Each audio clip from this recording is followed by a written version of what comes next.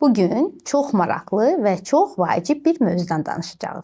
Sağlam qidanı soyuducuda necə düzgün saxlayaq? Çünki bir həqiqət var ki, siz ən bahalı, ən təmiz qidanı ala bilərsiniz. Amma onu yanlış saxlayırsınızsa, o artıq sağlam deyil. Soyuducu elə bilirsiniz sadəcə soyuq qutudur. Xeyr.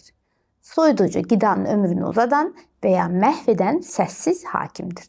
Gəlin bu gizli səhvləri birlikdə açaq. Soyuducu qarışıq şəhər deyil. Ən böyük problem odur ki, insanlar soyuducunu bazar torbası kimi doldurur. Amma soyuducu bir şəhərdirsə, hər məhsulunda öz küçəsi olmalıdır. Üst rəf hazır yeməklər və salatlar üçün nəzərdə tutulmalıdır.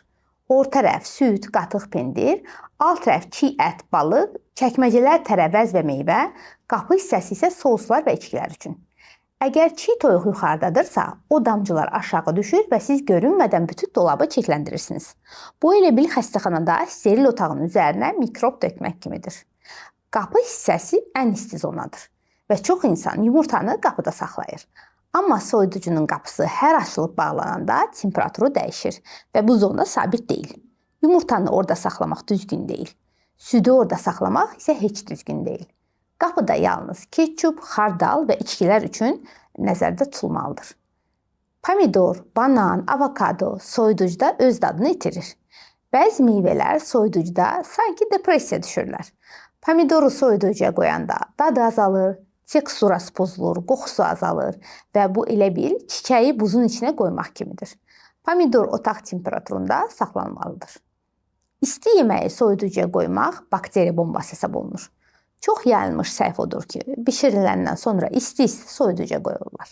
Amma isti yemək soyuducunun temperaturunu qaldırır və digər məhsullarda risk atmış olur.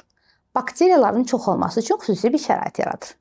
Qayda belədir ki, yemək əvvəlcə 20-30 dəqiqə soyulmalıdır, sonra qapaqlı bir qabda soyuducuya qoyulmalıdır.